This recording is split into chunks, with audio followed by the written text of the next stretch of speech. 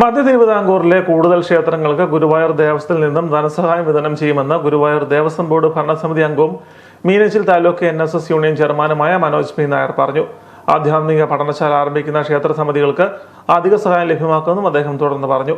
Ezhacheri കാവൻപുറം 163 number Sri Ramakrishna വിലാസം NSS കരയോഗത്തിൽ NSS പ്രതിനിധി സഭയിലേക്ക് എതിരില്ലാതെ തെരഞ്ഞെടുക്കപ്പെട്ട 4 അംഗങ്ങൾക്ക് നൽകിയ സ്വീകരണത്തിന് മറുപടി പറയുകയായിരുന്നു മനോജ് പി നായർ. NSS പ്രതിനിധി സഭാംഗങ്ങളായ Puthur PN Parameswaran Nair, PG Gopinathan Nair, CN Ramendran Nair എന്നിവർക്കും കാവിൻപുറം കരയോഗം സ്വീകരണം നൽകി.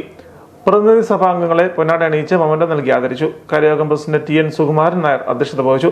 കാവിൻപുറം ക്ഷേത്രം ശ്രീകോവിൽ നവീകരണ ഫണ്ട് സമർപ്പണ ഉദ്ഘാടനം തുമ്പയിൽ TN രാമകൃഷ്ണൻ നായർ നിർവഹിച്ചു. ചന്ദ്രശേഖരൻ നായർ പുളിക്കൽ, ചിത്ര വിനോദ്, S അഭിനവ് കൃഷ്ണ, അജിത് പുളിക്കൽ, R സുനിൽകുമാർ, ശിവദാസ് തുമ്പിൽ, പ്രസന്നകുമാർ, തങ്കപ്പൻ കൊടുങ്കയം, ഗോപകുമാർ അമ്പാട്ട് വടക്കേതിൽ, ശ്രീജ സുനിൽ, രശ്മി അനിൽ, സുരേഷ് ലക്ഷ്മി നിവാസ്, ദിലീപ് കുമാർ തുടങ്ങിയവർ ആശംസകൾ നേർന്നു. മുതിർന്ന മാധ്യമപ്രവർത്തകൻ R സുനിൽകുമാറിനെ സമ്മേളനത്തിൽ ആദരിച്ചു.